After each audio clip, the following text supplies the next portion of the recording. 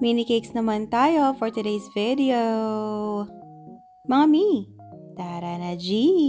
Unang cake vlog natin ito sa year 2025. Happy New Year sa ating lahat. Kamusta na kayo mga mi? Itong unang cake natin ay 4x4 yan na burn away cake. Walang design na pinalagay si customer. Basta ang sabi niya lang is color white lang na merong anniversary message doon sa pinaka-reveal niya after ma-burn yung wafer paper. Ayan. So, nag-pipe lang tayo dyan and then dinoble lang natin yung piping natin sa taas para kapag sinunog yung ating paper is hindi masasama yung papel dun sa may ilalim. Yung palang papel dun sa ilalim yung may anniversary, hindi siya edible. So, sinasabihan lang natin si customer na tanggalin siya before kainin yung cake. Itong second cake naman natin is bento cake. Bento cake to na merong kasamang cupcakes and ang theme niya is plantita. Ayan, first time nga natin gumawa ng plantita na theme sa bento. Kaya in-accept talaga natin ito as super duper excited ako nung time na ginagawa ko ito. Kasi wala din namang sinan na inspiration si customer sa akin. Basta ang sabi niya lang, plantita design, and ako na ang bahala kung paano ang setup. Yung color ng base cake natin is cream siya. So, pinaghalong color yellow yan and color brown. Pero mas marami yung yellow para makuha natin yung ganyang tone. And then itong pinapipe natin, nakalimutan ko yung number ng piping tip na ginamit dito. Pagka nakita ko, ilagay ko na lang sa comment section. Ayan, so nagpapipe tayo ng parang pa-flower design or succulent. And then, paano natin na-achieve yung ganitong pag-color green? Color blue lang yan, color yellow, and then color black para mag-dark yung tone niya. So, ganyan ako mag-pipe kapag maraming flowers or design yung ating cake. Inuuna ko muna yung pinaka maliit na piping tip, tapos kasama na rin doon sa ating mga cupcakes. And then, magpapalit lang tayo kapag next design na. So, ito, ang ginawa natin, kumuha lang tayo ng konti dun sa color green natin, dun sa dark natin. And then, hinalo natin sa white na whipping cream. And then, dinagdagan natin yan ng konting color brown para ma-achieve natin yung ganyang color. Leaf tip naman yung ginamit natin dito, yung pinakamaliit. And then, pinipe lang natin siya ng paikot para ma-achieve natin yung parang succulent na flower design ng pagkakapipe niya.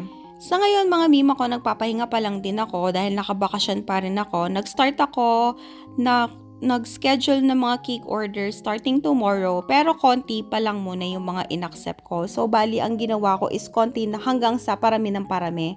Depende na rin yan dun sa mga binook ng mga customer ko.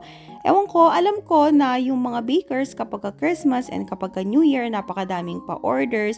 Pero ako mas prefer ko na mag-spend ng mas maraming time sa family ko kasi 'di ba, buong taon na ako nagtatrabaho, pati birthday ko, Mother's Day, Valentine's Day.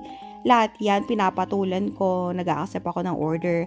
Kaya, ang pangako ko sa sarili ko is kapag Christmas and kapag New Year, hindi talaga ako tatanggap ng orders. Kasi nga, ang gusto ko, yun yung time ko kasama ang aking family. So, ayan, na-achieve naman natin siya mga mima ko.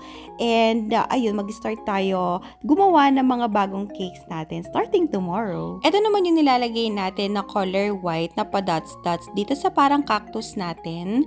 Normally, diba yung mga cactus, mga green sila, ganyan. Pero naisip ko na gawin ko siyang brown para mag-create ng accent sa ating cake. Kasi pangit naman din kung puro shades of green lang yung ilalagay natin. So, naglagay tayo ng shades of brown and ayan, nilagyan natin ng color white para magdagdag buhay. And then, ito rin yung mga pa-dots or parang maliliit na circle na color yellow. Hindi ko kasi alam yung pangalan ng mga halaman na ito, pero kapag search kayo sa Google, merong mga ganyan sa mga succulents and sa mga tanim. So, ayan, inad lang natin siya para magdagdag din ng syala sa ating cake. At syempre, itong dedication hindi natin makakalimutan. Kaya yung nilagay natin na piping ng mga flowers is parang pa-moon shape. And then, dun sa may kabilang side is yung dedication. So, color white muna yung nilagay natin para sa first line ng ating dedication. And then, dun sa pinaka-color niya or pinaka-outline niya is color black.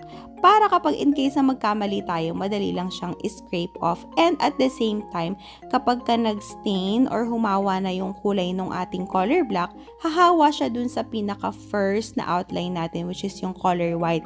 Hindi na siya bababa dun sa pinaka-base cake natin. Hindi siya makalat tignan kahit na matagal na ma-ref or matagal na i-display yung cake natin. O diba, bunggahan? At ito na ang final result! Wow! O diba, ang shala ng mga cakes natin, napakasarap tingnan sa mga mata. And that's it for today. See you on our next video. Bye!